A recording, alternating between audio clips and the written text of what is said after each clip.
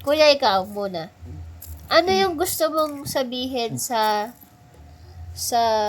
20-year-old na Ziki? Kung mabibit mo yung 20-year-old na Ziki, anong sasabihin mo sa kanya? O kaya kung pwede niyang, re-record ko, di ba? Sa 20 years, pag 20 years old ka na, ilalagay ko yan sa YouTube. Tapos mapapanood mo. Hello, me. Ganun. Anong sasabihin mo sa kanya?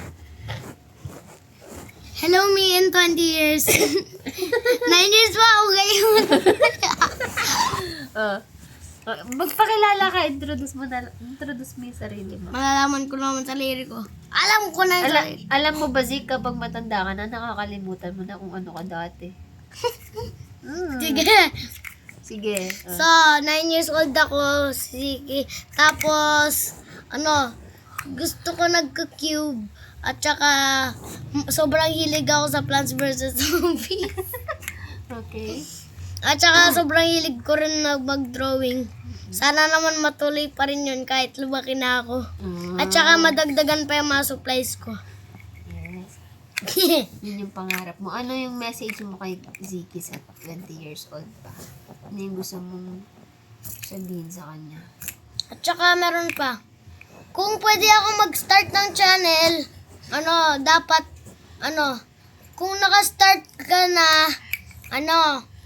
buti sa'yo. Kasi, gusto ko lang na, maraming subscribers.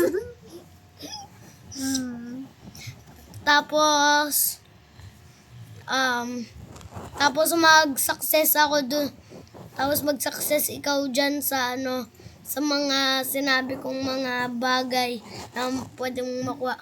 Lahat ng mga art supplies, at lahat ng mga plants. At saka gumaling mag-Rubik's Cube. Bumilis yung yung mga tig 10 seconds, 8 seconds. Wala na bang iba? Puro about Rubik's lang? Plants versus Zombie? Yes! Ano yung pinaka-importanting bagay, anak? Si Lord.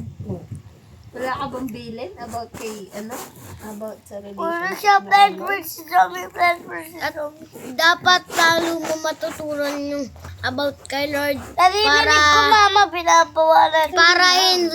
Para hindi tayo mapunta sa hell. Mama, narinig. At para mas makasama natin siya ng matagal sa langit ng masaya.